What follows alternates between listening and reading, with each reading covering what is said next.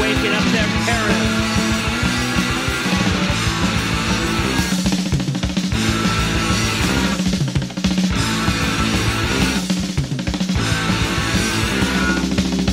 It's such a beautiful day. It's such a beautiful day. It's such a beautiful day in the neighborhood.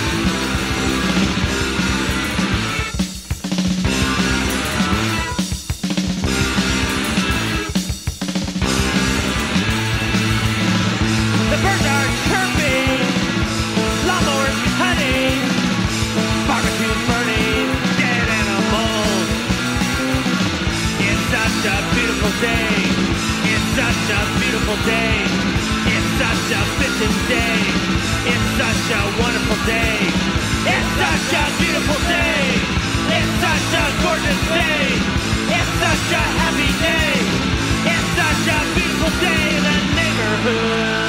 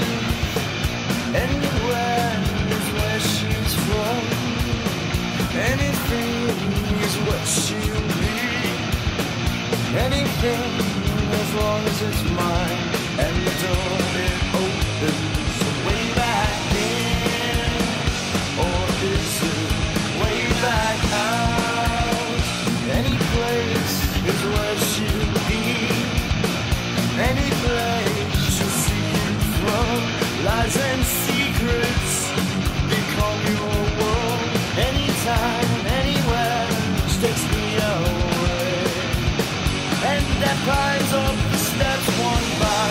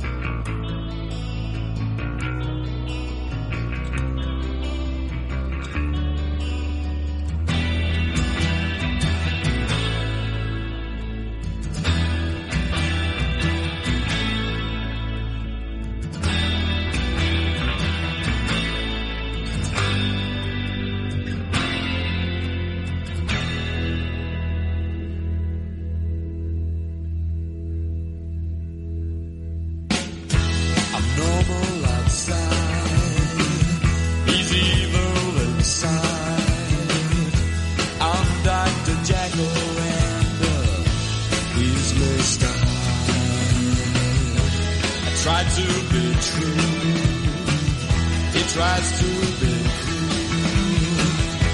I'll hold you gently, but he'll smother you. My clothes will impress you, and my claws will undress you. I'm normal outside, he's evil inside. I'm Dr. Jekyll and he's Mr. Hyde.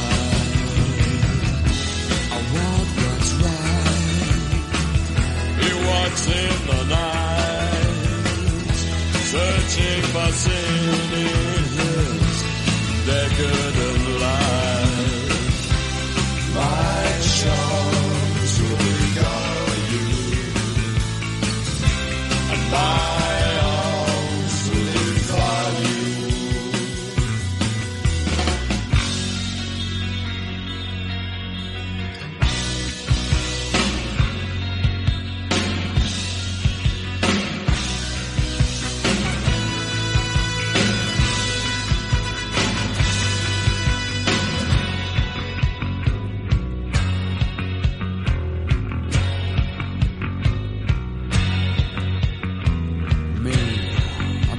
Of the angels, but the devil's my best friend. Sin is a way of life, saints are suckers.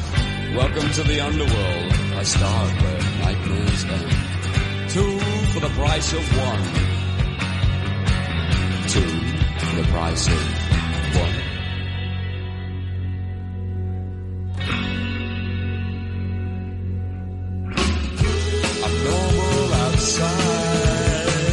He's evil inside. I'm Dr. Jekyll and he's Mr. Hyde. I try to be true. He tries to be cruel. I'll hold you gently, but he'll smother you. My clothes will impress you, and my claws will undress you.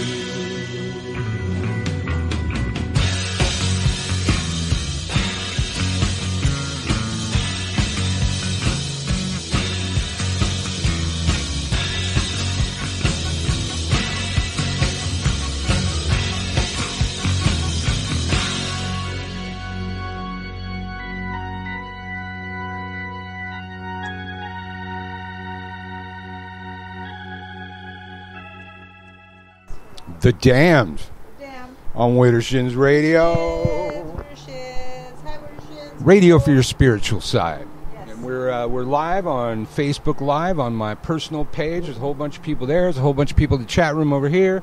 I don't know who's on fucking iHeartRadio and all the other fucking places we broadcast. But if you're on Spreaker.com/user/Wittershins and you have an account, you can get in the chat room. You get notifications when we go live. I've been talking about we're trying to look for a good Wittershins song for the intro song. Keep using the "It's a Beautiful Day," and we do it every day on the "It's a Beautiful Day" show. And you say you wanted to play it, and I'm like, that's fine if you want to play it, but you don't have to play it as the intro song. Yeah. So we've never had an intro song on this show. In order to appease you, I have to find a song called Wittershins somewhere. Yes, appease me, woman. How I look? Good. Oh, did you say hi? No. Marta had to fix her hair a little bit. Let's see. Let's see. Can I? Still not, great, but hi. There we go. Okay, there's James. Speaker be tripping on my login. All right. Do you want Marta? Do you want to tag Marta in this video? No, she's right here, ma'am. Facebook's asked me if I should tag you. Tag, you're it. Tag, you're it. This is my emotional support clown to the right of me. This is Marta. I'm Michael. I'm also known as Uncle Birch. And we got quite a show. It's almost a repeat. Just the names have been changed to protect the guilty or the innocent or something like that. But same damn story we ended up covering around here a lot. You know what I'm saying? But Yeah, we're not going there quite yet. Okay. We're going to talk about the other thing. What other thing? We got to talk about Pantheacon first because we've been off the air for since that happened. So we had I know at least one of our episodes back in the day was Pantheacon Goes Poof. Perhaps prophetic. Is that what it was called? It was called that. I probably came up with that. I think maybe, well, I don't know. We'll have to check the spelling and the grammar, and then we'll see who came up with that. Yeah. Yeah.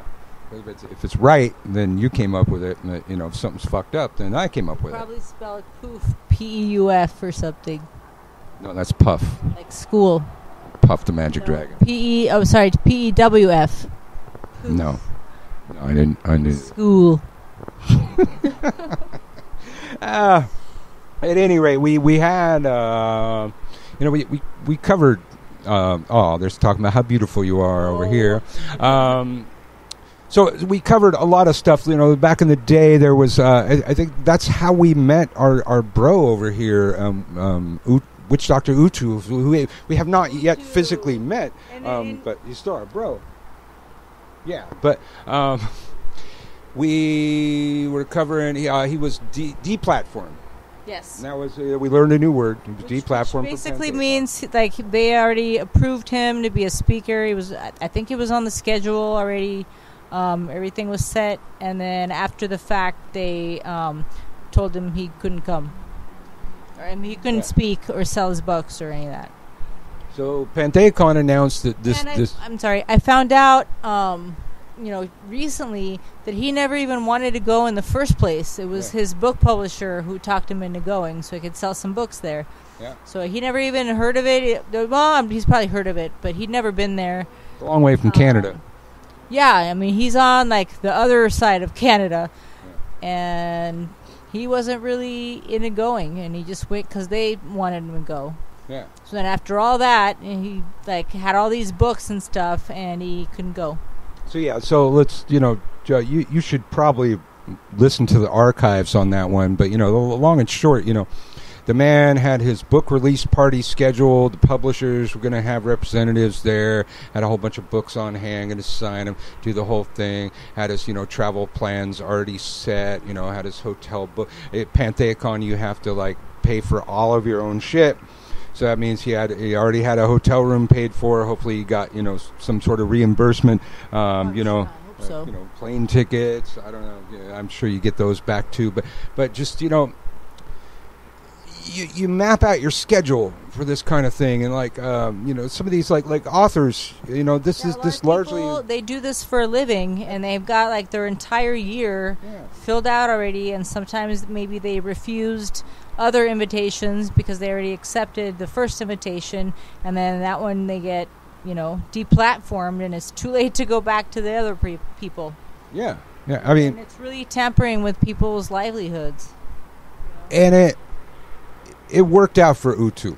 And I hope we had something to do with that. We were the first to talk about the story. He got another better gig right after that, or it's right around the Convocation in Detroit. Yeah, I believe that was it. Actually, a better location for what he was doing. Yeah, better people. Now, Pantheacon has announced that this next year will be their last year.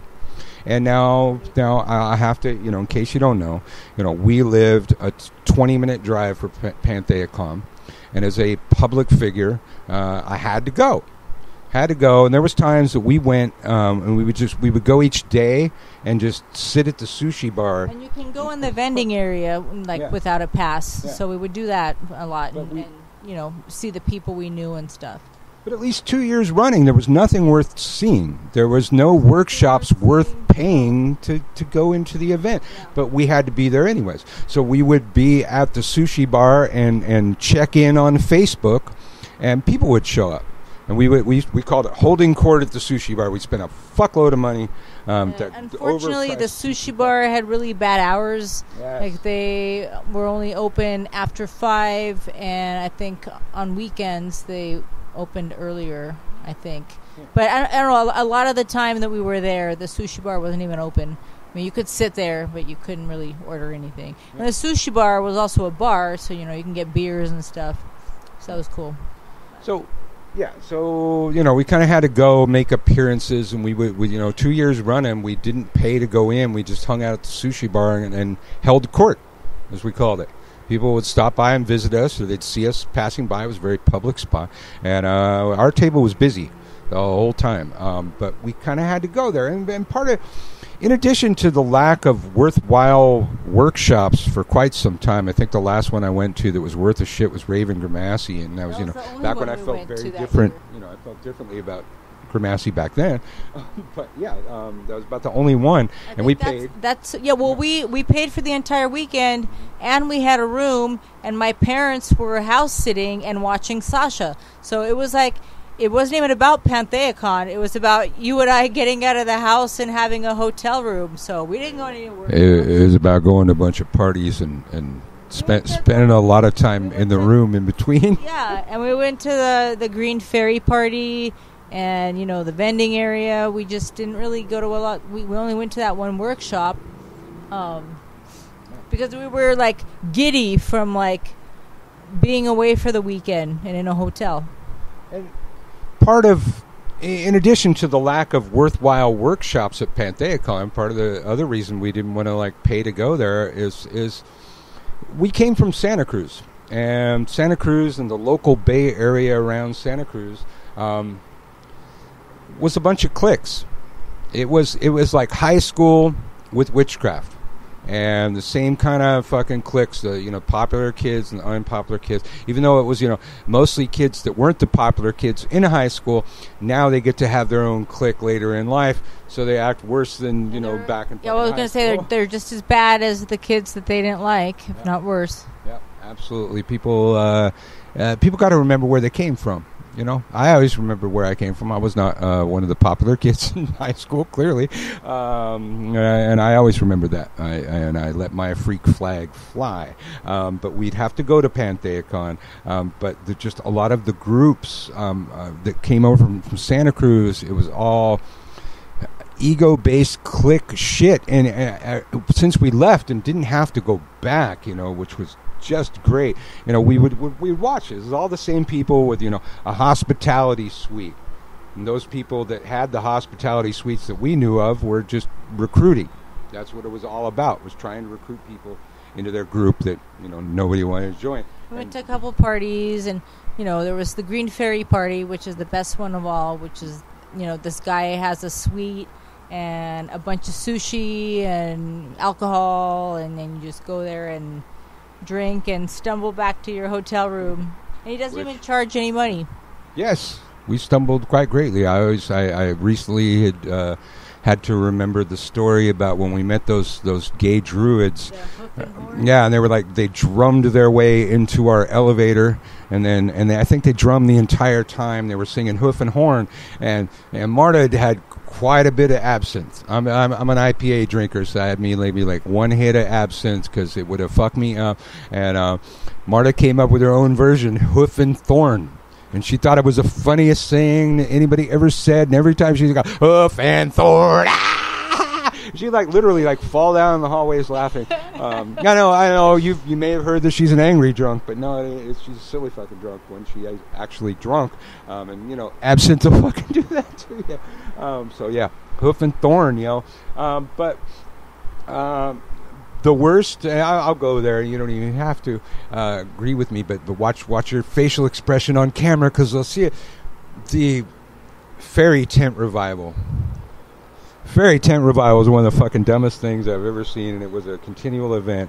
I have no reason to be upset about it. Yeah, well, I happen to know that the people that made up the Fairy Tent Revival were really into the movie Oh Brother, Where Art Thou?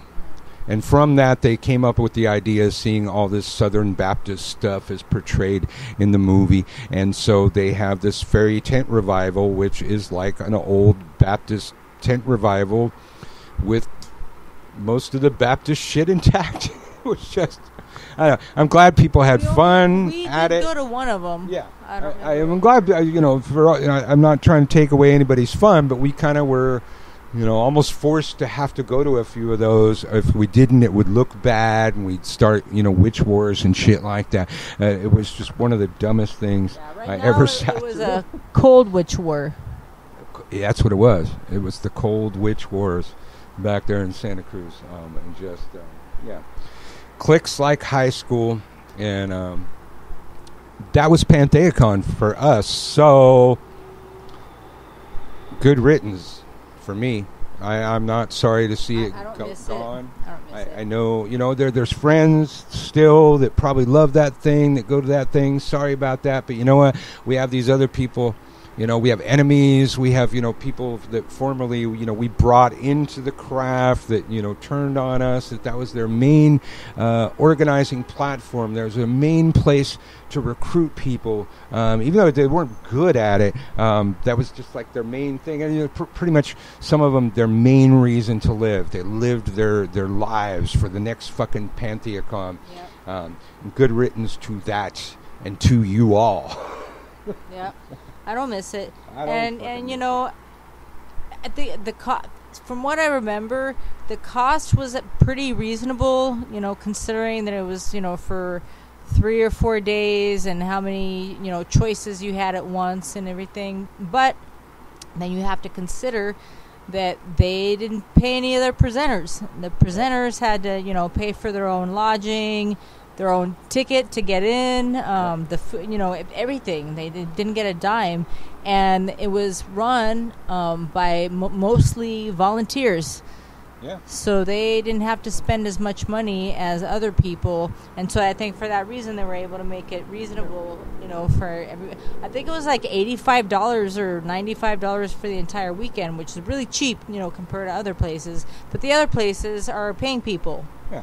Well, it's an off-market time. In San Jose, it's not a huge time for hotels, and they rent out the whole hotel, so you get a deal. Yeah. But so in case you missed that, the presenters, had to pay for their own travel, had to pay for their hotel fare, and I believe had to pay admission to the. They had to pay admission. The festival. Now, just as a sideline here, I don't do that kind of thing. And the first time I did that kind of thing was Hex Fest. So maybe I'm spoiled. I don't travel a whole lot. And when I have traveled anywhere, Marta usually figures that shit out. I just don't do that. And if I do travel, I drive there. When it comes like getting planes and fucking hotels and shit, I don't know what to fucking do. But when Hex Fest came around, I didn't have to. Some manager woman that I've never known came to know her later, sent me an itinerary, my fucking plane ticket, fucking hotel room, it was all there. You fucking go here, get on that fucking plane, get off there, go to this fucking hotel, check into the fucking hotel, show up at your fucking workshop. There was a shuttle that took us to the riverboat, which on the first night, so we didn't have to worry about that. We just met everybody in the lobby that was presenting, and there's like somebody in charge of like wrangling everybody together and getting them on the bus and talking to the driver, and it was all taken care of. We didn't even have to do anything.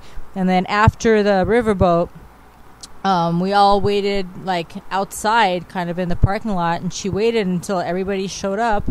And then we went back to the shuttle and went back home. Yeah, there was like this person in charge of us. Yeah. She was like the herder. She was like the shepherd. The cruise director. Like she had this like a list in her hand. Yeah, and she like herded us up and got us on the shuttle, so we didn't get, which is good because we I didn't know where the fuck we were. We had delays in our flight. We got there just in time to make it to the fucking riverboat ritual. But I've not been a presenter at a lot of these things, but I've been involved at a lot of festivals and even helped organize a lot of festivals. And by far, Hex Fest was just the best organized. Everything like that. There was this woman sitting in the fucking hotel lobby, and when she heard us say our name to check in, she introduced herself. She was there to herd all of the presenters together that were staying in that hotel into the shuttle. That was her job. It's like somebody thought of that. Maybe that's why I don't do this kind of shit. It's like I wouldn't have thought of that. I wouldn't have had I thought we were just going to have to call a lift and hope that they knew what the hell I was talking about. It was like the address that we had for where the riverboat was docking. But I was just going to hope for the best. But yeah, they took care of it.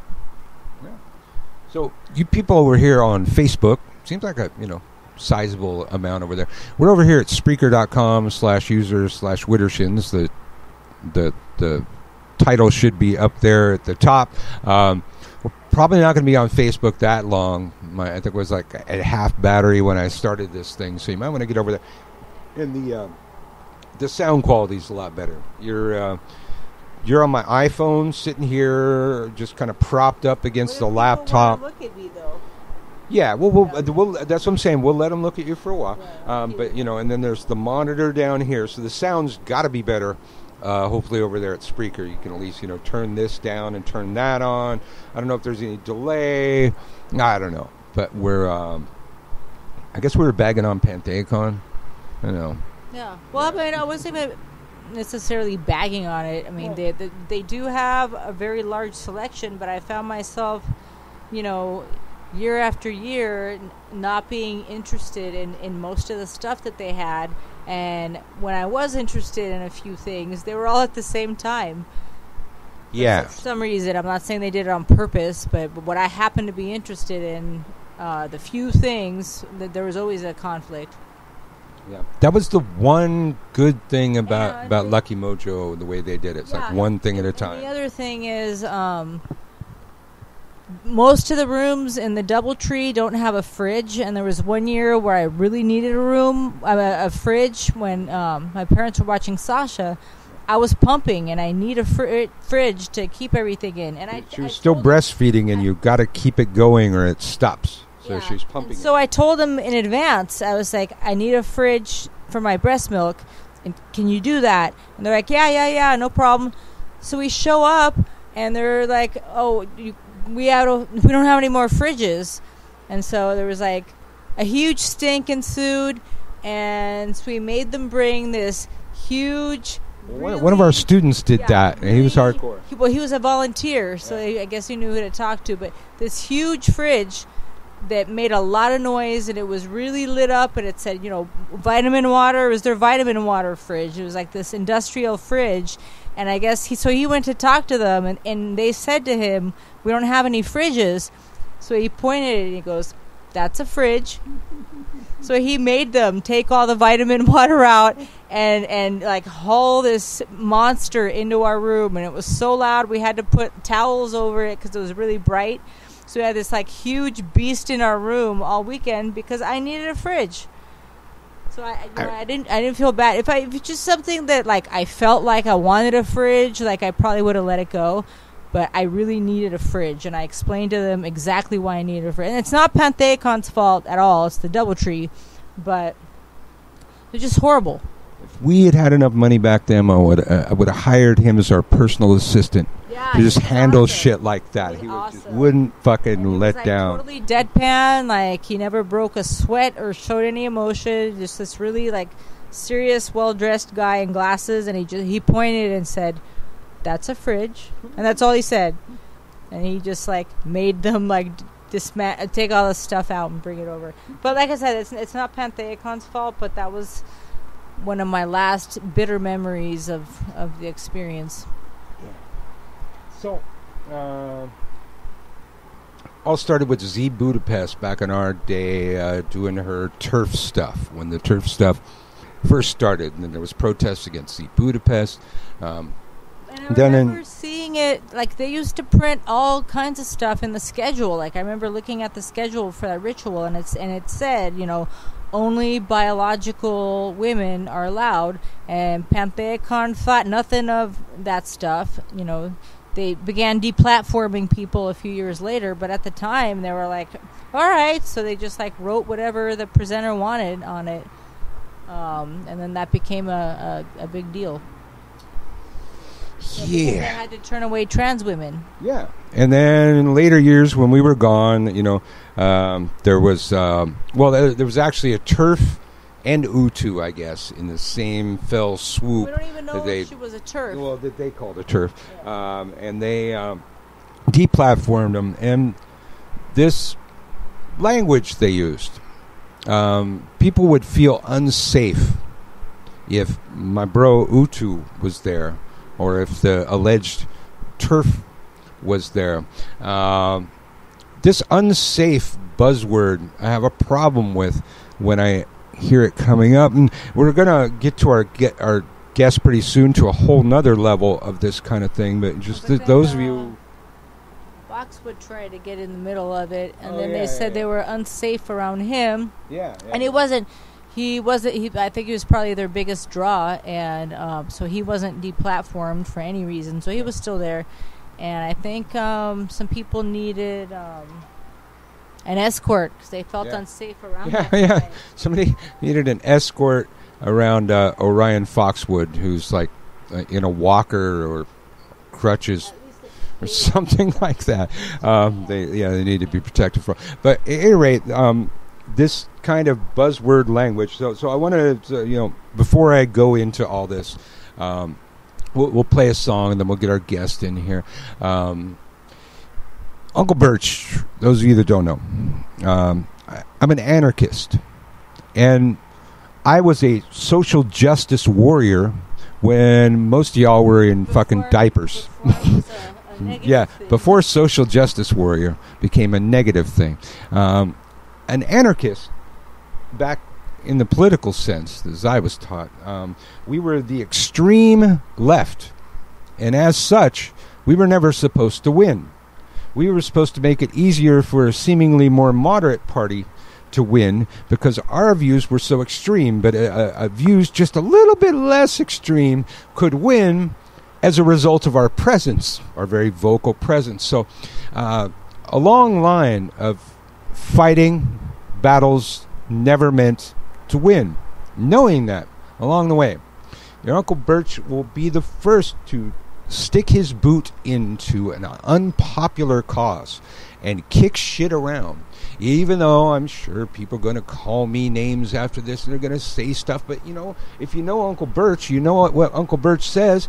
I don't care what you say about me. Just say my name, bitch. Just keep saying it over and over again. You can call me a Nazi. You can call me a TERF. Call me now I'm going to be maybe a social I don't think you can appropriator. I don't think you can be a TERF. I can't be a TERF? Don't you tell me I can't be a TERF. I'm excluding you from TERFdom. Oh, I could be a TERF. Bigotry. I could be a TERF, but you can't be a TERF. You could be a term. Term? Yeah. Spell it out. Exclusionary radical male.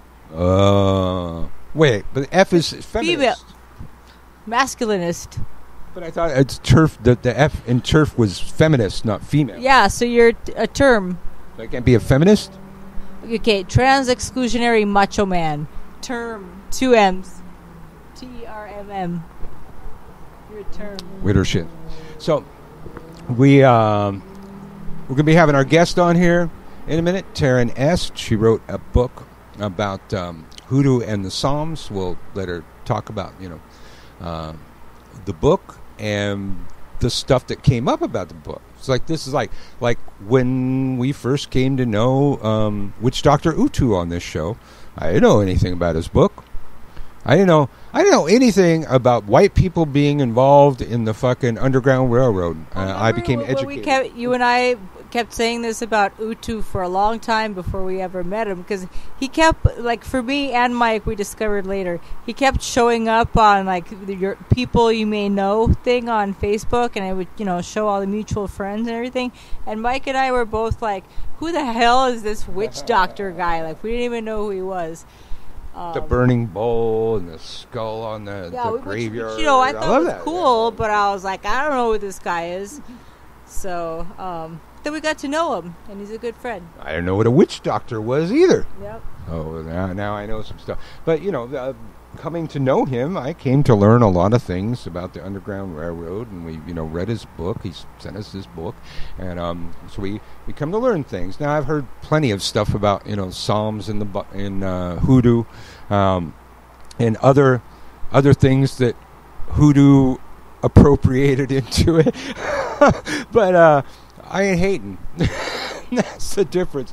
HooDoo seems to absorb a lot of things. Like last night, when we were talking to our guest, I went and I found out that I was on a page of HooDoo Solomonic magic, the magic of Solomon, which when we did formally study HooDoo with Cat Ironwood and stuff, I was learning how to put Solomonic seals in mojo bags. But right away, I was like, okay, I know from whence that comes. That is not African or American. So people who consider themselves Catholic, but they're not Italian, are they appropriating? Yeah. It might be, man. I don't know. My Russian side is Russian Orthodox, and that's directly taken from the Greeks. That's why with the alphabet's slightly different, but they're both Cyrillic. So I'm an appropriator of the Greeks. They're no fault or knowledge of mine. Yep. Okay. All right. We're going to play a song. We're going to get our guest in here. I'm going to read you as we get our guest in here, I'm going to read you... She wasn't deplatformed. She was non-platformed. Tried to get a workshop and got quite a response that we'll have to talk about here on Widdershins because, that's what we do. You love my haircut? I did that this afternoon. It just was so damn hot. I said, I'm going to go shave, shave the parts of my head that I shave. It look different to me. Yeah. People noticed. Yeah. Okay. Yeah. I'm not going to trust somebody with my hair clippings. You know what I'm saying?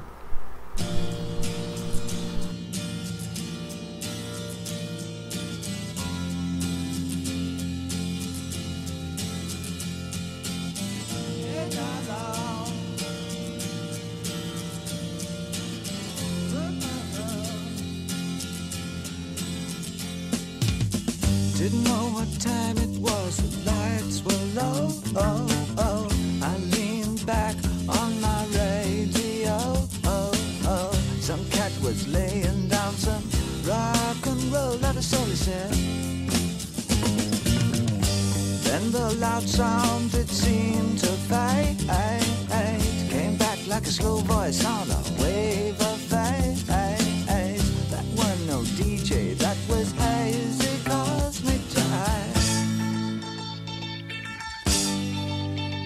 There's a starman waiting in the sky. He'd like to come and meet us, but he thinks he'd blow our minds. There's a starman waiting in the sky. He's told us not to blow it, 'cause he knows it's all worthwhile. He told me, let the children lose it, let the children use it, let all the children boogie.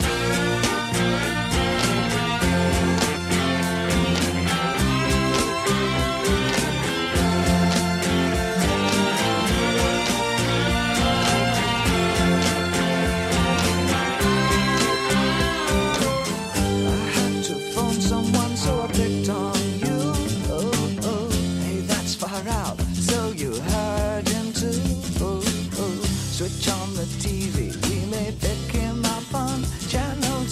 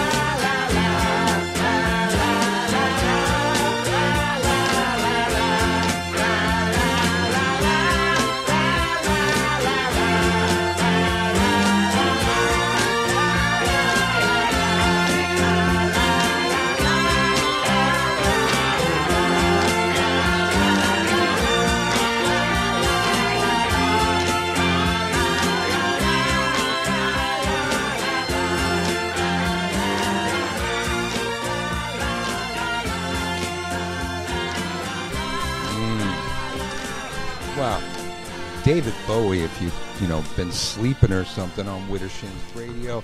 And let's see. I wanted to read you this little thing before we bring Taren on here. Oh, that's not the button I'm trying to press. There we go. Oh, I'm going to have to move this a little bit.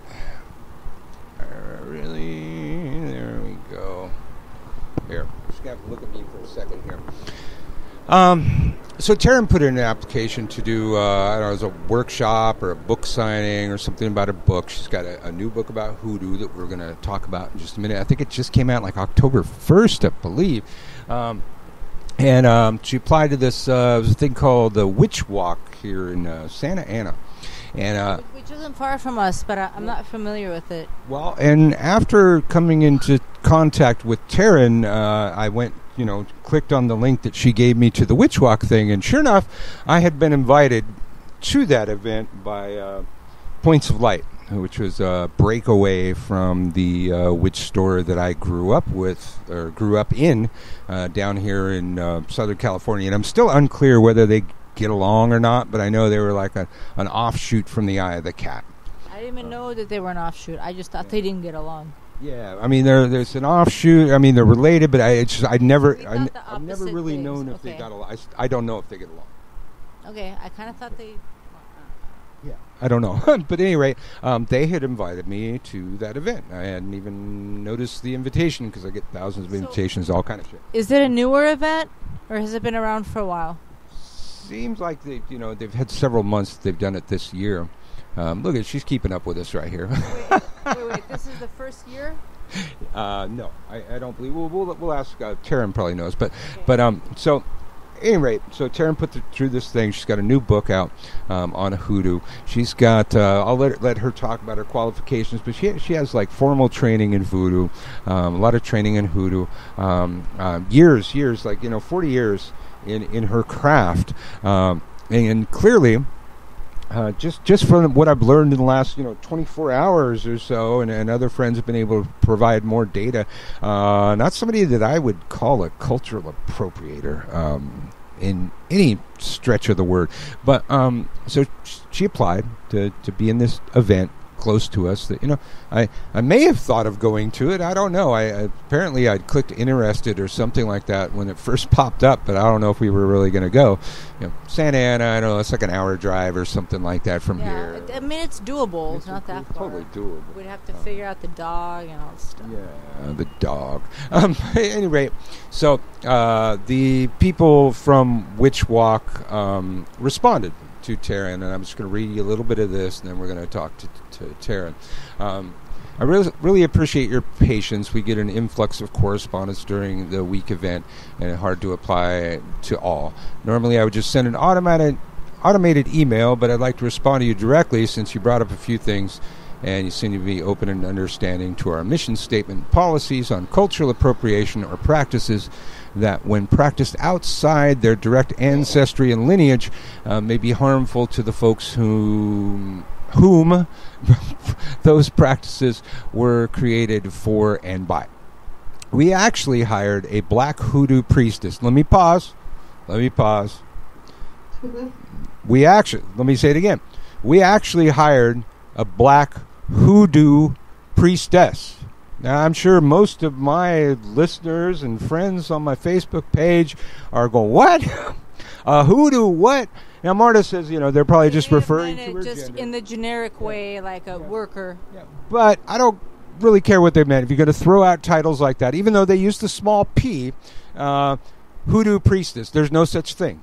Okay, there's no initiation process.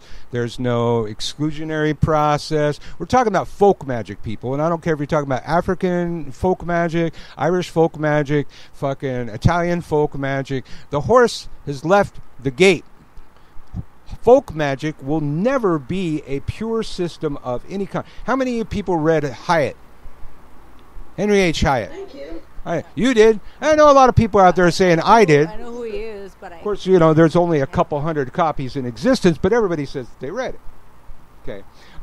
Most people haven't read it, and that's probably the purest HooDoo we're ever going to find anywhere, only because those books were really old.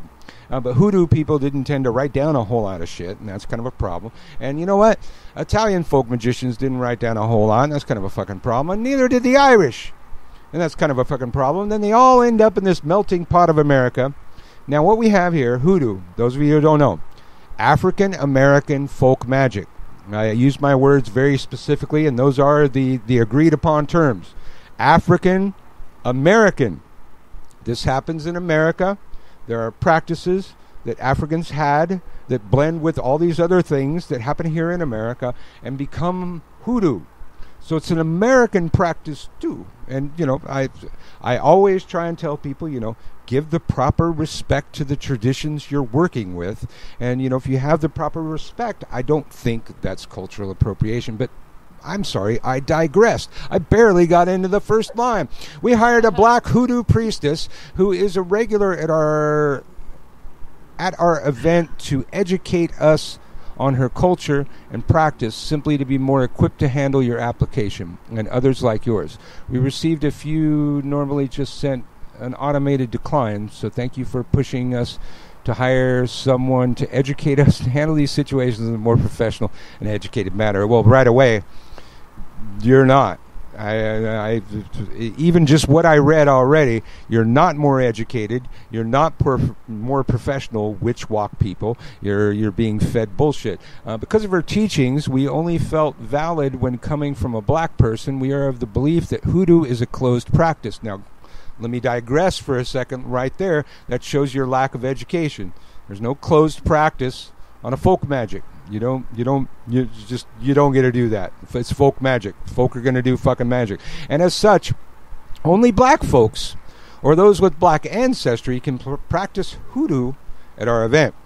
Several people also let us know that they were to entertain a white HooDoo practitioners amongst other religious cultures, not just HooDoo. They would no longer feel safe at this event. Now, I digress again. We talked about that. This unsafe feeling that people like to use as a buzzword to get people to form a fucking mob, I ain't buying it. As a fucking lifelong anarchist. If they have a different meaning of safe, they should use a different word. Yes, but they may mean unsafe to mean something totally different, but they need to use a different word. They use that, cause we've got to make sure not to bump it because I can't see it. They use that for Witch Doctor Utu. They were unsafe. They were unsafe around Orion Foxwood. And Max, too. Max, closed practice. Absolute bullshit. Where the hell did I leave off? Educated manner.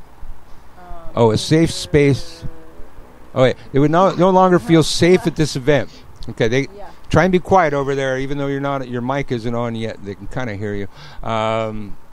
Let's see. Since our event is a safe space that prioritizes diversity and inclusion, we feel it would not be appropriate to displace any black, indigenous, and people of color who come to our event. And that's pretty much all I'm going to give them of reading their thing. You know, they talk about inclusion.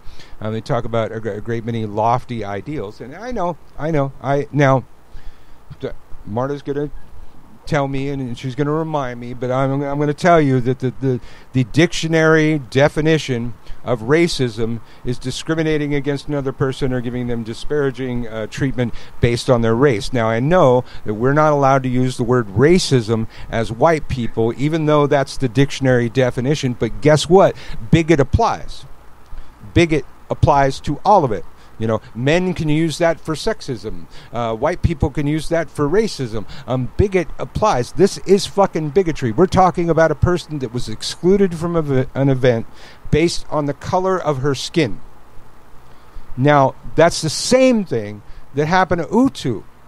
Because he was white, he wasn't allowed to talk about the Underground Railroad, even though he taught most people shit about the Underground Railroad they never fucking knew. And the problem was with Utu, he challenged the narrative that there were some white people that were not evil. There were some white people that were not responsible for slavery. There were some white people that did something to help the slaves escape slavery. And that really fucks up the narrative of the social justice warrior because they don't work hard enough on their fucking narrative. and make their narrative pass a straight face test. You got anything to say before we bring in the guests? Yeah. Now, Taren, you are live. You've been sitting there patiently waiting. How are you? Merry meet and stuff. Merry meet. I actually have been listening intently to all that you've been saying. And the first thing that I would like to say is I'm an anarchist. Yay. Personal responsibility. I am an absolute anarchist. And secondly, I agree 100% with Martha, and that you are a term. I agree. I think you're a term. A term. No, because I don't really have a problem with transgender people. Far better than I ever can. I have just spent this podcast nodding quietly while keeping my mouth shut. And which for me, those that know me, you know that was the feat of the goddess herself that I was able to do that. All right? I understand every word that you said, Uncle Birch, and I have been a follower and a definite admirer of you for quite a while now, and I really wish that I could promote my book under different circumstances, and that I could come onto your podcast with a very positive message about how diverse our community is. Because as a Southern witch, which I hold proud and dear, the letter that was sent to me left me utterly speechless. I just didn't have any words. And that's why I reached out to you, because I know as a peer in our community that you could guide me well. I have lived in South Carolina, down a dirt road. I did not have the benefit of Google. I did not have the benefit of the internet to be and decide that HooDoo was my thing. Yeah. All right? Yeah. This is my heritage. Had you already heard of what went on at PantheaCon in January or December, I guess? Oh yeah, you know HooDoo? Yes. I was following HooDoo because his journey with the Underground Railroad, I thought was just the most inspiring story to teach folks not only the beginning of the railroad, but the ending of the railroad. Yeah. So I did immediately reach out to him. I had caught wind of what happened at PantheaCon, and I was just ashamed of our community that these voices were being allowed a platform. Yeah, well, it's the loud voices, and I always say that the loudest voice has the weakest argument, and I will not follow a mob. You need to slow down and calm down and explain your situation with logic, reason, and evidence, and then maybe I'll join your cause.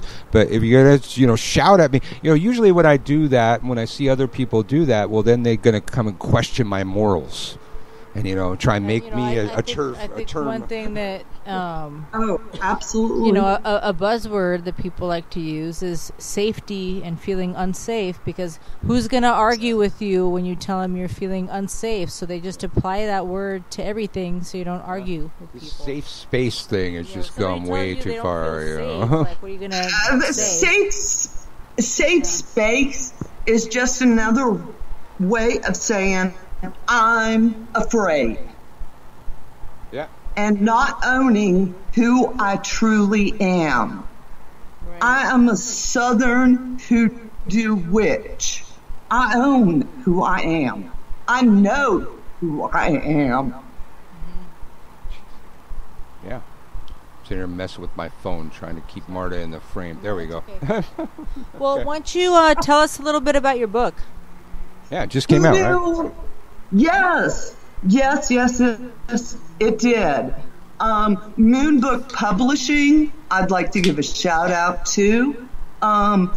Published my book, HooDoo in the Psalms.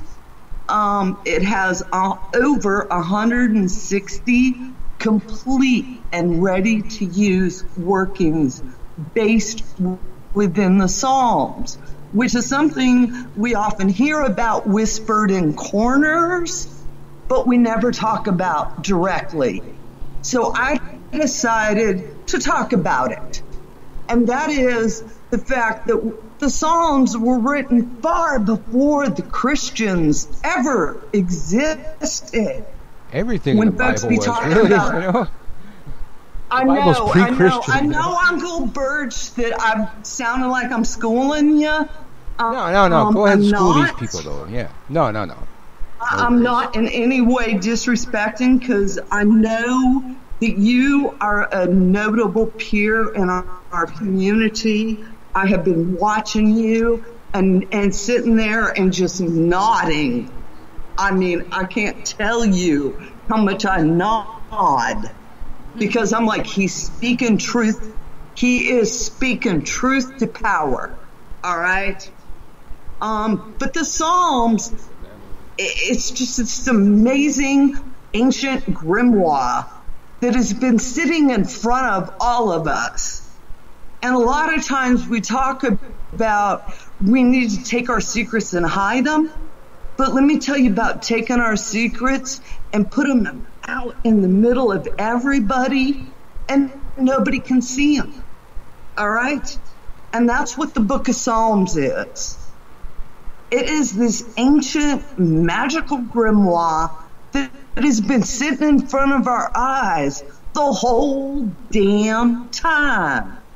And I know for you, those of you that are listening to me, you know I don't use profanity, because I'm all about spirit realms, and Grandma might be listening, and my totally grandma cool don't here. like profanity.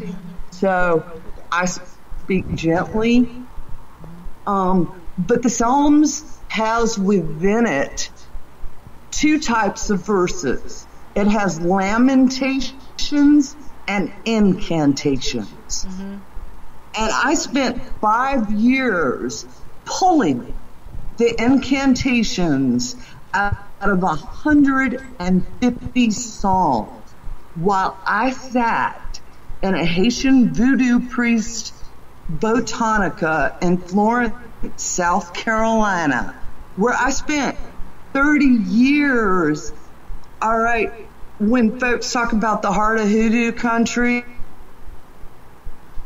the low country, I'm from the edges of where the Gullah folk, the Haitians, and the Haitians revolt, and that's another story. I'm sorry that I'm taking up on you, Uncle Birch. No. Now, you had some voodoo training, right? You had some formal voodoo training, right? I just get a little bit of that southern run at the mouth where I want to tell five stories at once. That's and fine. sometimes you need to holler, stop, Taren. I remember to we had slow me HooDoo down. Samois on the show. We just listened to him talk. But now you had some formal voodoo training too, I believe? You're talking about my time spent with Papa Nika. He's a Haitian voodoo priest, and which has a shop in Florence, South Carolina. And 26 years ago, I met him. And through that course of action, as we all know, magic is muddled. It never holds a straight line. I developed a relationship with him and him with me. My pointy black hat of witchcraft and his voodoo Haitian just sort of blended. And that's when I started to understand the truth that America is the crossroads of magic. All the magic of the world has come to America. And I'm The whole proud to melting stand pot on it. thing, you know? Absolutely. When, when we talk about the priest and the candles and they're sitting on altars, that's what it's about, is that melting pot. And I'm going to shut up for just a second because I know I done run my over, y'all. No, that's Please, no problem at all. please, Well, Uncle Bert, speak. Okay, so you got initiated in voodoo? Did I read that? Initiated within American voodoo. Yeah. Haitian voodoo is the folks that done stood on that soil. Yeah, well, it's Nico- American Palo Papa Nico versus Cuban is- Palo, doesn't matter. You were initiated Right. into American voodoo. Now, let me just ask you. So, Yes, I stand as a Mama Brigitte. Mama Brigitte within the Haitian voodoo Loa is a white, red-haired woman. Papa Right. Nico recognized that within me over 20 years ago. I am of Irish, Scottish descent. So for the academics out there, you will recognize that our whole culture is blended. And within the Haitian Loa is Mama Brigitte. She is the husband to Baron Samedi. All right. I am the keeper of the graveyard. I was initiated within the American side of the Haitian house. so Papa let me Nico. ask you a question because I don't, I am in an ATR, but I'm not voodoo and I'm not American voodoo. So this seems to be consistent with most of the systems that I see that are African based. When you were going up to be initiated, was there some sort of a spirit, or in other traditions there'd be a pod or something, some spirit you were introduced to approve your initiation? Does that happen in voodoo? Absolutely. They do some sort of divination or something? Yeah.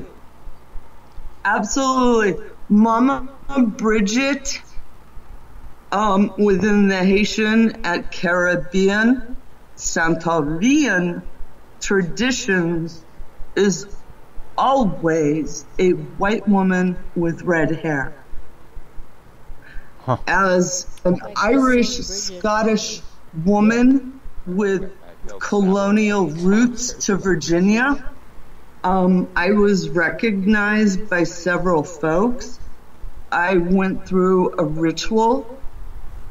When folks ask how long did this ritual take, it took 7 fucking years. All right. On a side note, and hoping, I'm just like thinking off the cuff here. I worked my ass off for this. It didn't come easy. I kept doing my studies. I kept listening to my mentor. All right. And that's why I respect you, Uncle Bert, with what you're teaching folks. All right. Is because you keep it real. All right. Papa Nico was not a kind teacher. The African male teachers often aren't. And, I think that seems pretty universal in a lot of the African traditions. But the thing that I was asking you about, it brought me the answer that I was expecting. And all of the actual African traditions that require initiation and are exclusionary, you're brought before an important spirit in that tradition. Certain divinations tend to be done, and then that spirit either accepts you or doesn't. And it happens, in Ifa and Ocha and Santeria. It happens in Palo. It happens in all the different voodoos that I've met. And a lot of times those are the same spirits. It's like Orishas and stuff. And there's a certain Orisha that has to approve you. And the wisdom behind that and all of these traditions, one of the few things that they all agree with is if that spirit, and for us, like in Palo, it'd be like if the Nkisi says it. If the Nkisi says it, that's it. You don't argue. If the Nkisi says you can come to the party, you can come to the party. And it doesn't matter if you're black, white, gay, straight, whatever you got. If Nkisi says, regardless of all the other rules in that tradition, when the spirit says it's okay for you to come, you get to come. So I was kind of looking for something like that. I don't know that much about voodoo, but it's, got similarities with all the other African traditions. And yeah, sounds like the same thing. You're brought before Bridget. And I've got to say, we were talking about it right here. It's excellent with your Irish heritage that you got Bridget, of all things, because she's one of the most potent goddesses in the Celtic pantheon and one of the few to retain her sainthood. Most of them got, she has red hair too. Most of them got turned into demons and shit. Absolutely. So kudos to you. Sorry. It sounds like a valid path to me based on what I know about it so far. I don't mean to cut you off. No, I am sitting here nodding my head vigorously because every word that you say is truth to power.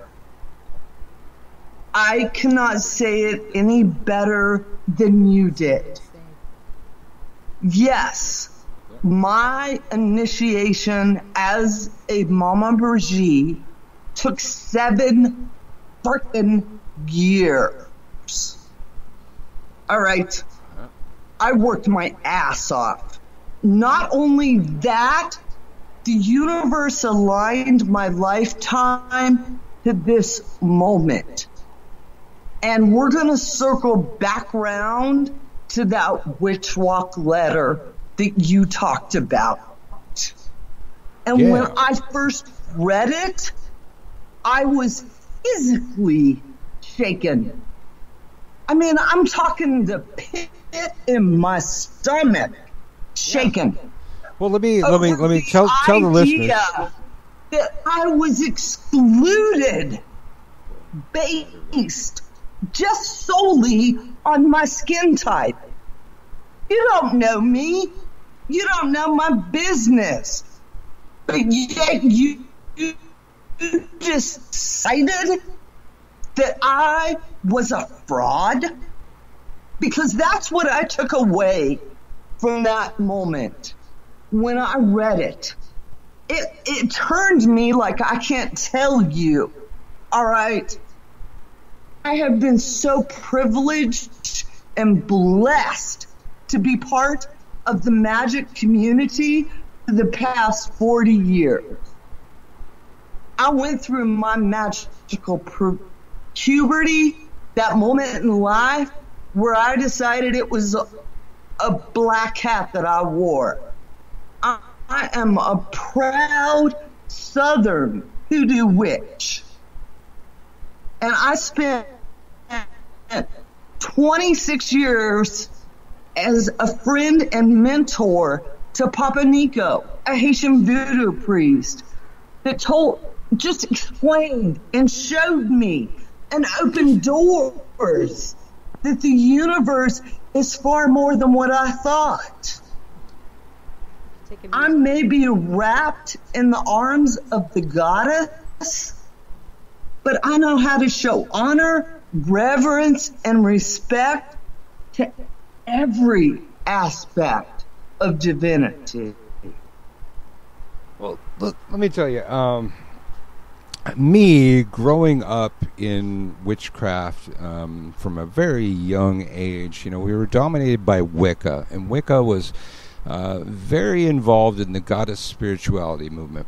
And during that time, as a male witch, we were taught that there, due to the many centuries of patriarchy, us male witches were going to have to accept a certain level of what I'll have to call bigotry, because I can't use the word sexism because men can't say that. Bigotry. We were persecuted based on our gender, and we were expected to take a heaping amount of bullshit. To the extent where we had to tolerate people like Z Budapest saying that we are a lower species of life and should be eradicated from the planet, and we should have tolerated that our sisters rarely spoke up to defend us when these kinds of things were said. We were taught that, since all the patriarchy that came before, the pendulum must swing. We're supposed to accept that. This is part of the reason that I have recently reclaimed the word warlock. I want to reclaim my masculinity from that. And I've been primarily a goddess worshiper most of my life, but that kind of shit has gone on for too long, and now Z Budapest has, got a second life, and the TERFs have a second fucking life. Now they hate, even people that just got their penis, or people that got rid of their penis and now they're women's. It's like anybody that had a penis, they get to hate them, and we have to accept that. No, and I don't accept that it's okay for people of darker skin to hate people of lighter skin because of what their ancestors went through. That's not acceptable either. If we're going to have equality, if we're going to have equal rights, if we're going to have things that say you cannot exclude people based on their skin color, their gender, their sexual persuasion, etc., then it's got to be across the fucking board. It's not okay if you do it with whites. And I've ran into that before. Again, you can't call them racist, even though that's the dictionary definition of racism. But bigot fits all of these. Bigot, these people are bigots. There's no way to say anything else than what happened to you here, because it's in print. It's in an email. They specifically wouldn't give you a place because of your skin color, because you would make the people of color feel unsafe by your very presence somehow and teaching their ways. And I don't know. They went on and on. They tried to make it really nice, and asked you thanked you for not making a big deal about it. Blah blah blah blah. Like they really wanted to make it a mild thing that would just go under the fucking rug. And here clearly it hasn't gone under the fucking rug. And I made a post on their page before we went live, just letting them know that this shit ain't going under the fucking rug. It's so opposite of under the fucking rug. Like when it happened to HooDoo, man, we'll make a fucking big stink about it, and everybody gets to hear about it. And if they don't like it, well, hey, that's Widdershins. That's what we fucking do. We air our fucking dirty laundry, hoping that someday people will come back and look at the archives and realize how stupid they were, how ignorant they sounded, what bigots they fucking were. It's going to be archived for fucking ever. And I'll put it into my fucking will to fucking pay for the fucking Widdershins archives to keep them existing for fucking ever. I don't know. I was on a rant, just trying to give you a little break there for a minute. But so your book just came out October 1st. It's okay. I understand. And your book's available on Amazon. Real quick. Yes. But I want to end with the HooDoo community is a vibrant and welcoming community. Yeah, most of the rest of them, yeah. The conjure gallows ain't doing this shit, There's the conjure gallows, there's the Detroit convocation. There's another one coming up that Kenya Koviak's doing, but I forget what it's called. That was Kenya's convocation. It was, but there's another one coming up, some witch's ball or something like that. But yeah, there's so many groups out there. I remember when this happened to HooDoo, or I keep doing that too. No, HooDoo. I was trying to say HooDoo, and we're talking HooDoo. When it happened to HooDoo, he immediately got a better gig. So I'm hoping you get a better gig out of this too. There's lots of other festivals going on out there that ain't pulling this shit, and I couldn't imagine the Conjure Galas doing that. There's several prominent white HooDoo practitioners, and you're going to tell me fucking Charles Porterfield can't fucking practice HooDoo?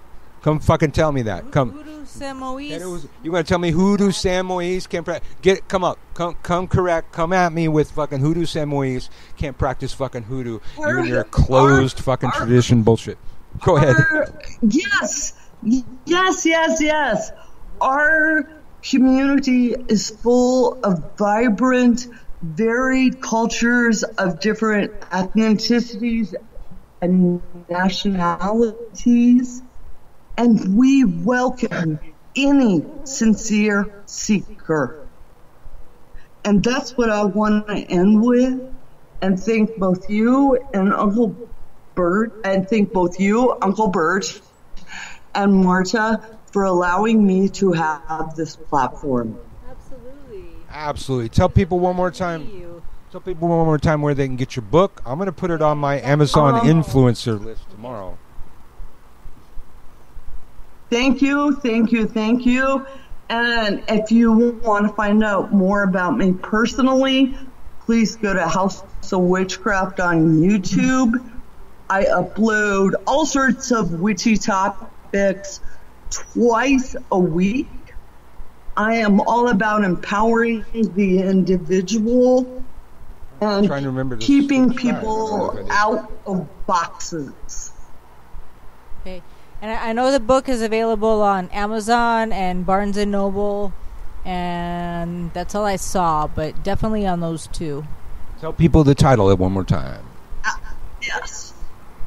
HooDoo in the Psalms, a 21st century grimoire for the magic of the Psalms. All right. Wow. Thank you for joining us. I'm sure we'll be talking to you later. Let us know what happens.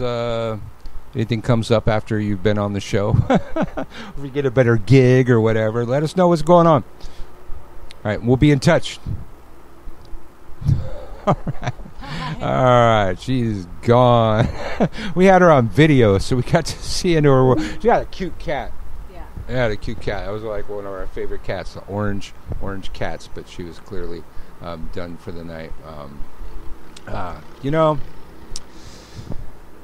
If that had happened to me, I'd be done for the night too. It's just like I try to roll with that kind of stuff, but it's like when somebody just treats you that wrong, you got to do something about it. And when she first contacted me, she was kind of asking me for advice, and she's saying, so if it was you, that's a problem. That's how she asked for the advice. That's how you know that she's been following you and not just trying to get on the show, because she wasn't talking about the show. She was just asking for your advice. Yeah, she wasn't even trying to get on the show or anything. She was just telling me what happened to her, and she said, if it was you, what would you do? Would you let it go? Or would you, raise a stink? And I go, well, I never advocate that people go quietly into that good night. I'd raise a stink. And then I talked to Marta about it, and then I contacted her. I said, well, matter of fact, I don't know if you know, but we have this show where that's what we do is raise stinks a lot. And, we'd be more than happy to help you raise a stink about this, because it's a common story that I hear too many times. And I think Marta was out of the room, was talking about, growing up with the goddess spirituality movement. And we were supposed to just let them say horrible things about us. And it's no, equality is equality. If we're going to be fucking equal, we're going to be equal. If you can't discriminate, you can't discriminate.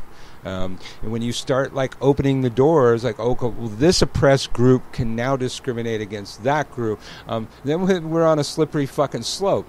It's okay, well, then the bisexual people are going to be able to discriminate against the gays because the gays discriminated against the bisexual people.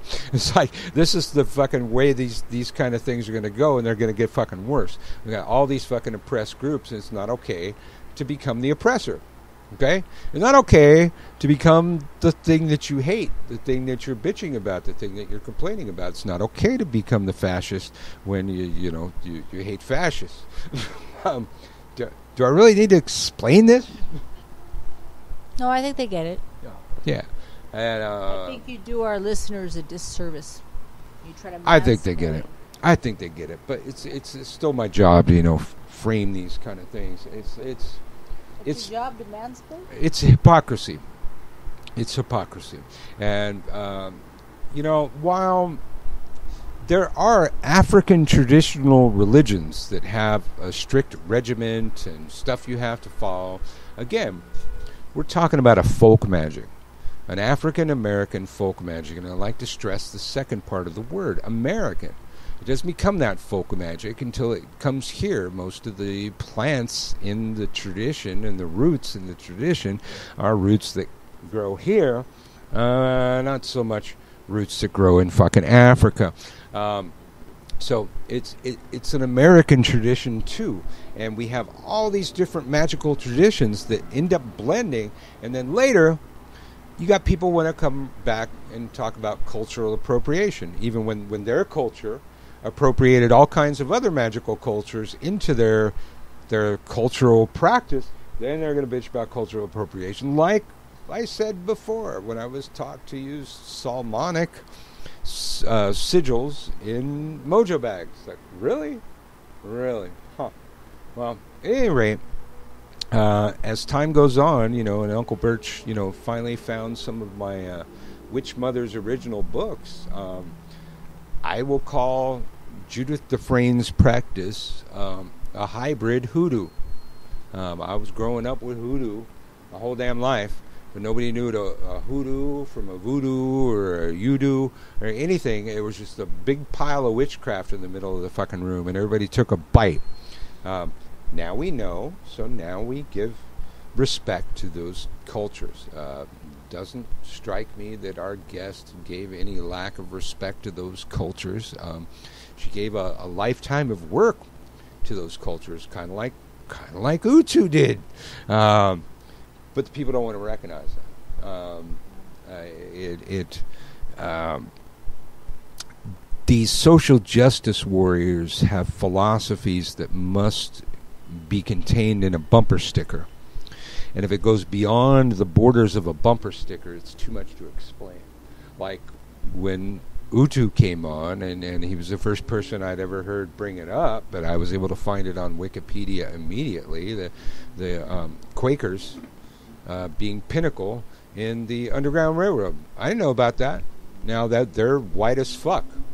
The Quakers being involved in the Underground Railroad, well, that fucks with the narrative of a lot of the social justice warriors, and they apparently don't know how to write a new narrative or how to spin it. Maybe they should pay attention to Trump or something like that.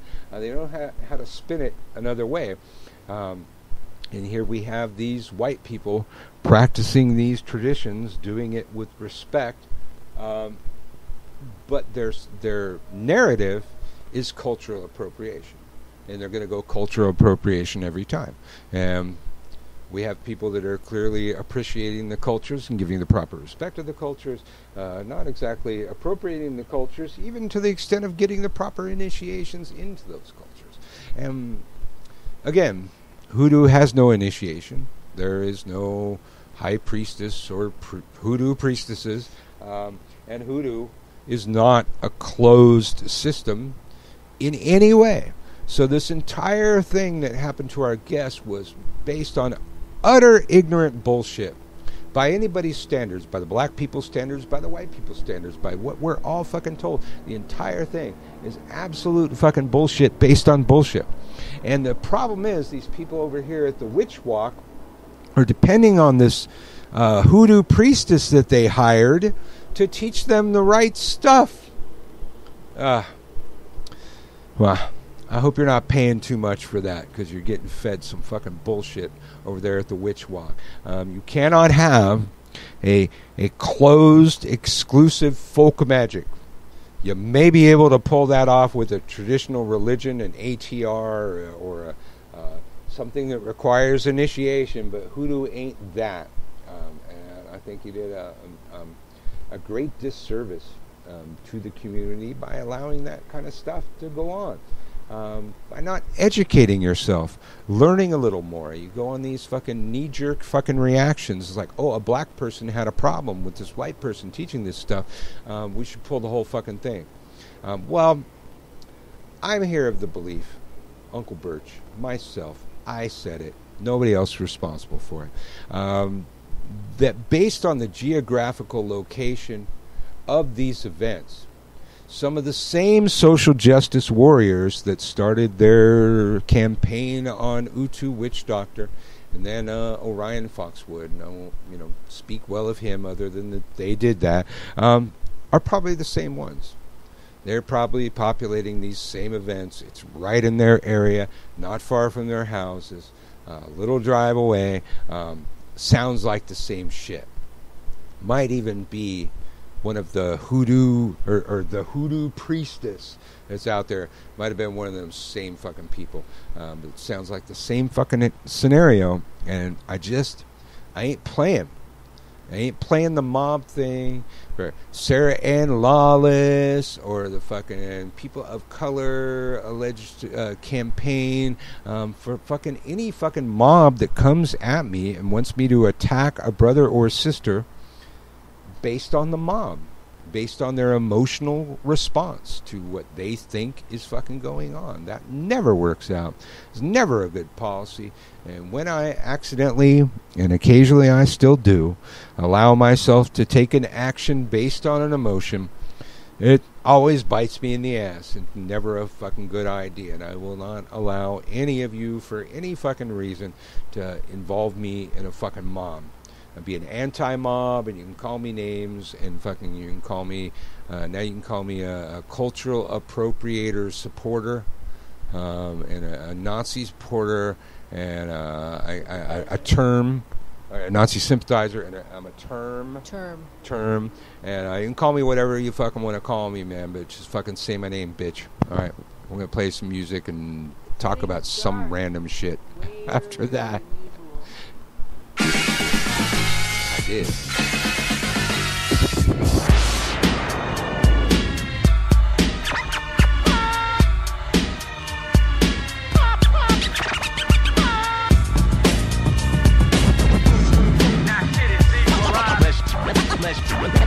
Unless you don't give a fuck to be free. Paris is my name. Paris is my name. Who's to blame? Who's to blame? Big old fat policeman. I'll roll to the right near me.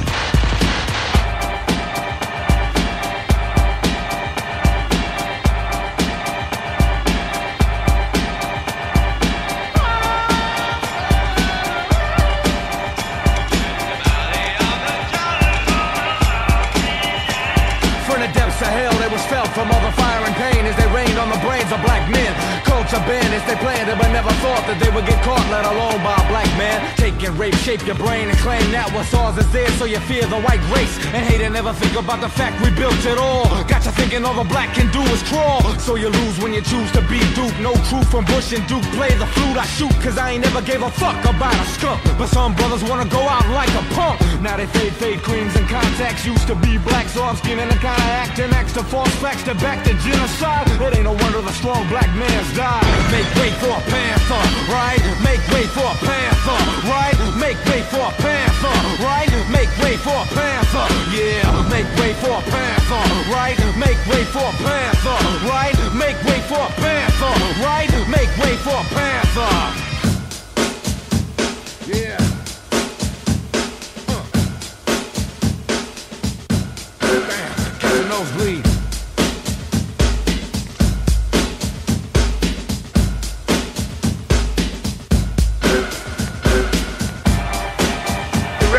Can't survive if the revolutionary is killed. So the revolutionary has to be wise to avoid the killing fields. Not for the sake that he wants to live, but that the revolution may live and thrive. So revolutionaries have to be wise. Not only courageous, but wise.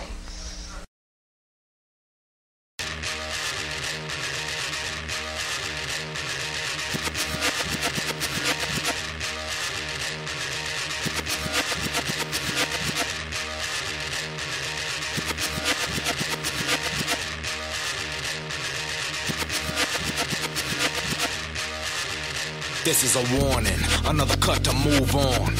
Another beat that's so strong, hold on and I get wicked and then some. Stir up shit as the wit gets wisdom. P-Dog coming up, I'm straight low. Pro-black and it ain't no joke. Coming straight from the mob that broke shit last time. Now I'm back with a brand new sick rhyme. So black, check time and tempo. Revolution ain't never been simple. Following the path of mile for known, just build your brain and will soon make progress. Pay your dues, don't snooze or lose. They came with the master plan and got you. So know who's opposed to the dominant dark skin. Food for thought is a law for the brother man. But the devil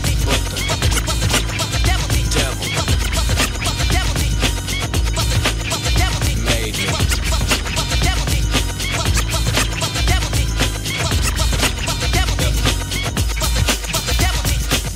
P-Dog with a gift from heaven. Tempo 116.7 keeps you locked in time with the program. When I get wild, I'll pile on dope jams, then spit on your flag and government. Cause help the black was a concept never meant. Nigga, please, food stamps and free cheese can't be the cure for a sick disease.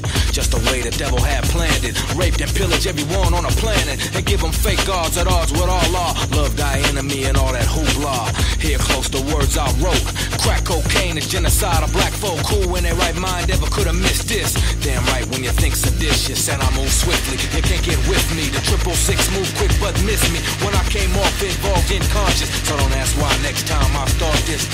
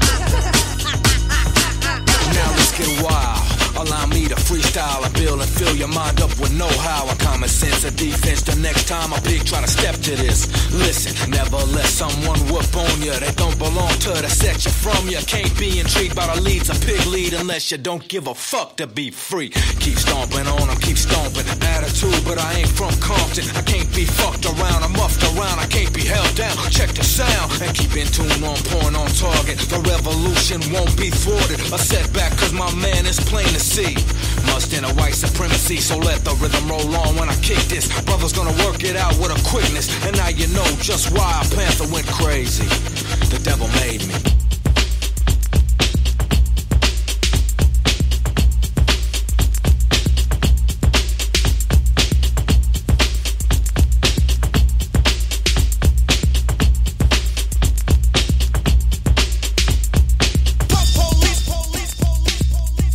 P-Dog never die.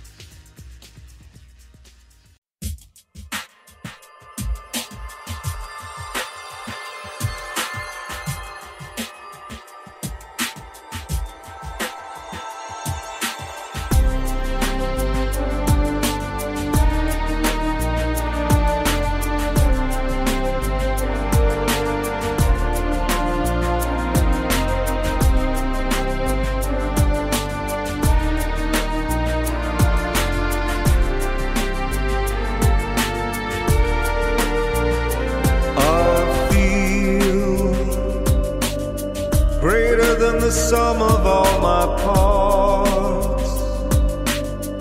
A domestic beast with a hairy heart, trapped within a walled suburbia.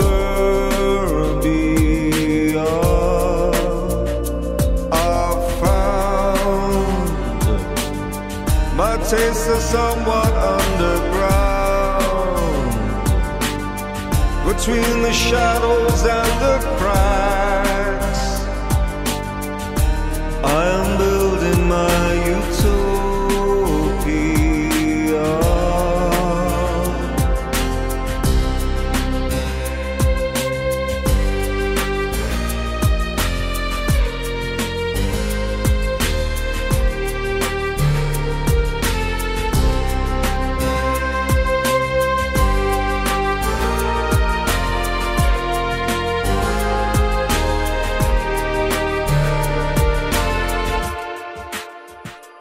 I need to break free from all that binds, that makes me old before my time. In this world of dystopia, my love is like a bright guiding light,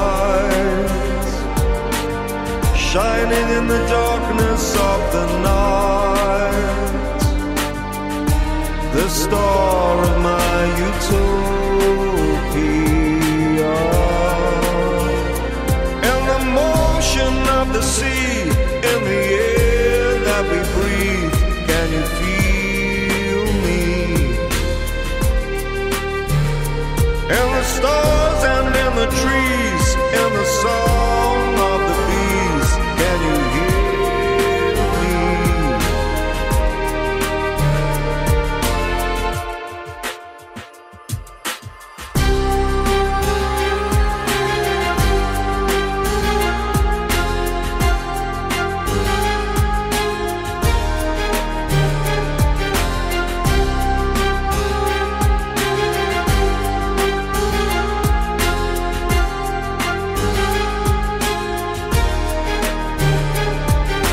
Caged golden memories, time has come to show your true feelings. I know it's the only way to be when the same old feelings come over me.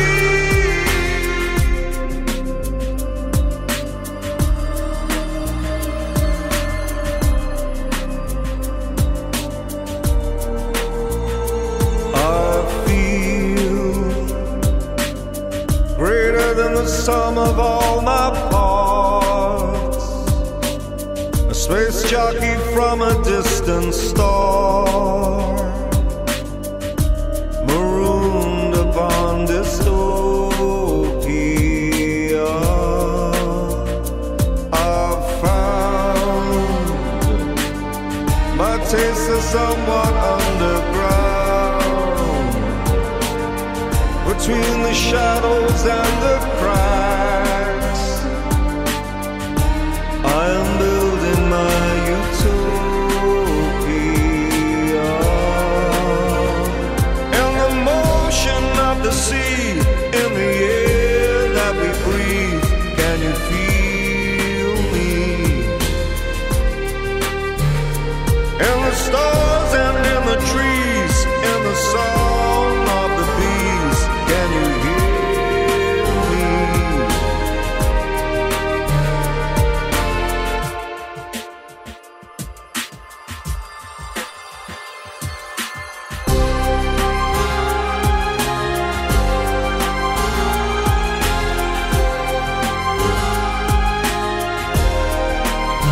In our utopia, you will be queen and I will be king.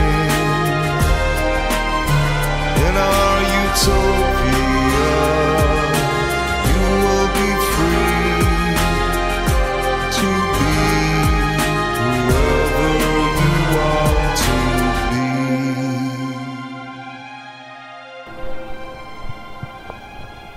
Brendan Perry on Widdershins Radio, otherwise also known as the dude from Dead Can Dance. And I don't know what the hell we heard before that, but I got to tell y'all, those of you that don't know, Widdershins Radio Incorporated has expanded to have a news show every day. We call it It's a Beautiful Day. It happens 5 days a week, unless we say otherwise. When we want to take a day off, we take a day off because we're our own bosses, and we can do that kind of thing. 11 a.m. Pacific Standard Time on this very same station,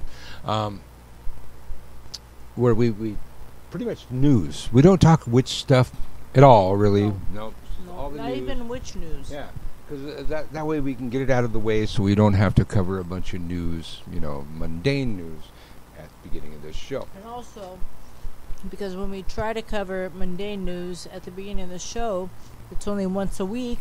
We forgot what all the news is. Yeah. But this way, we do it every morning. We can barely, having done it for a few weeks now, we can barely keep up with the news that happened yesterday. And when it's Friday, and then Monday comes along, then we're really messed up. We're way behind on the news. Let's see. I needed to tell you to follow us. That's what it was. Here on Spreaker.com/user/Widdershins, and probably wherever you are, there's a follow button, a subscribe button, something like that. With the exception of YouTube, I think all of the other places that we're broadcasting, they should inform you when we go live, because still, even with the 5 days a week news show and the regular Widdershins broadcast, Tuesdays at 5 p.m. Pacific Standard Time, we're still just giving you the tip of our package. I'm just teasing you. We could do so much more, and you won't know unless you follow, or unless you're on one of those Facebook pages where we announce that kind of shit. But still, follow. So, I needed to tell you because time is running out. The Mile High Conjure Gala is right around the corner, man. November 9th and the 10th, 2019. Right around the corner, people. The Mile High Conjure Gala is a one-of-a-kind event in Denver, Colorado, that brings together esteemed teachers and elders for a weekend opening the world of Conjure to you. Presenters for this year's Gala. We learned it was Gala, huh? We learned that, the guy in charge It's Gala. of spelling bees Yeah. and stuff, who, figures out how they things pronounced. He says Gala.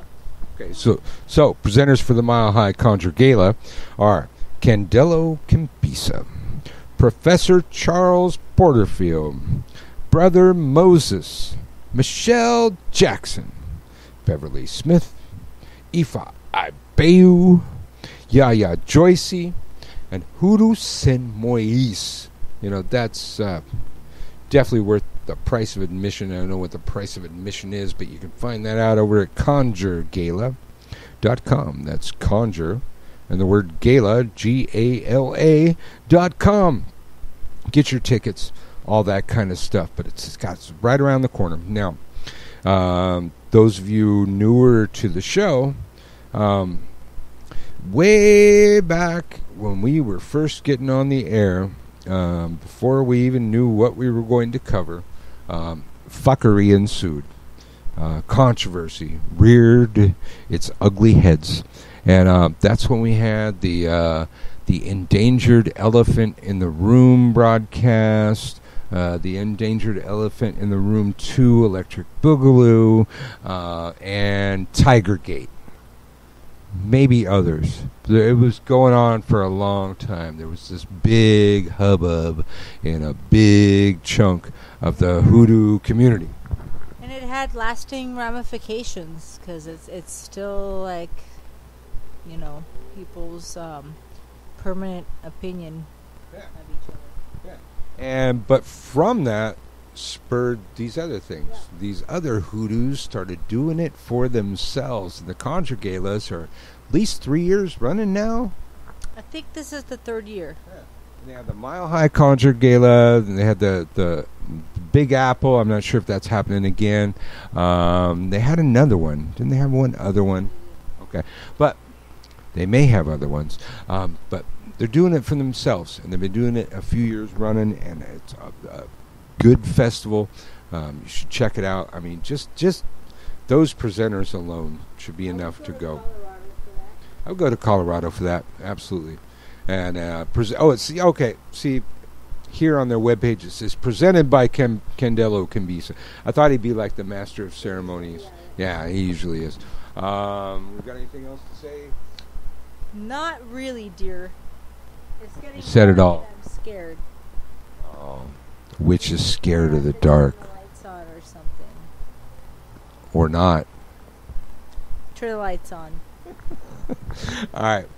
We are going to, 6:52. We're going to rock out, man. We'll see you next week for this show, or we'll see you tomorrow for the news show.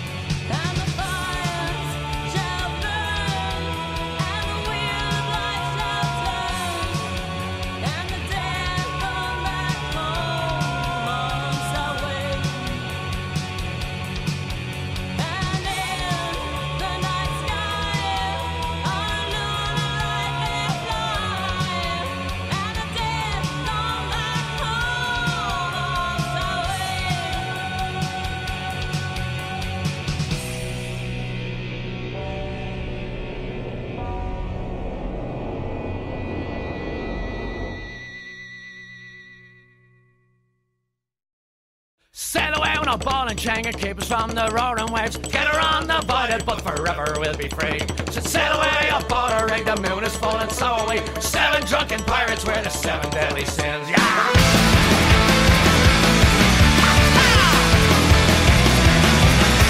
Years off by and settled out and left us someone reeling. Johnny Storm was standing on the left passenger ceiling. What the game of rebels is set for you and me. They're rapping with their demons in the search for liberty. Oh, sufferers who suffer all can swim up on the desert. Avarice is ravaged all in spite of good intention. Dragging out with gluttony for pride, oh Johnny swell. But nothing's unforgiven in the four corners of hell. So sail away on a ball and chain, keep us from the roaring waves. Get her on the bite, but forever we'll be free. Sail away aboard a rig, the moon is full and so are we. 7 drunken pirates with the 7 deadly sins. 7 drunken pirates with the 7 deadly sins. Yeah!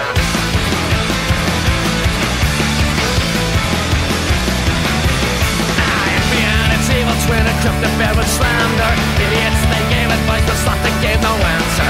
Anger kills the human soul with bitter tales of lust.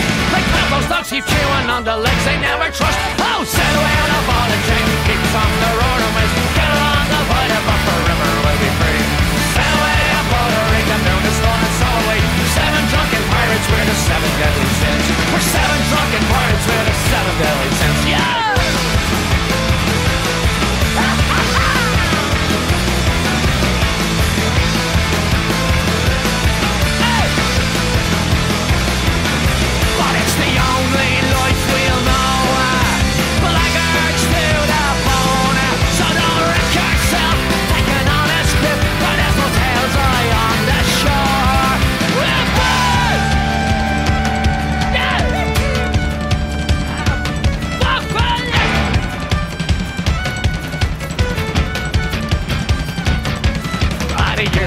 Settled out and left us someone reeling. In and out came crawling out and stood up on the ceiling. What became of rebels who sang for you and me?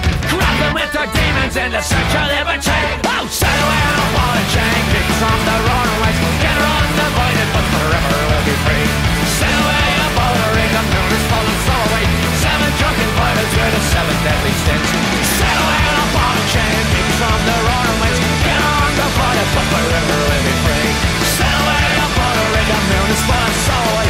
7 drunken pirates with the 7 deadly sins. 7 drunken pirates with the 7 deadly sins. 7 drunken pirates with the 7 deadly sins.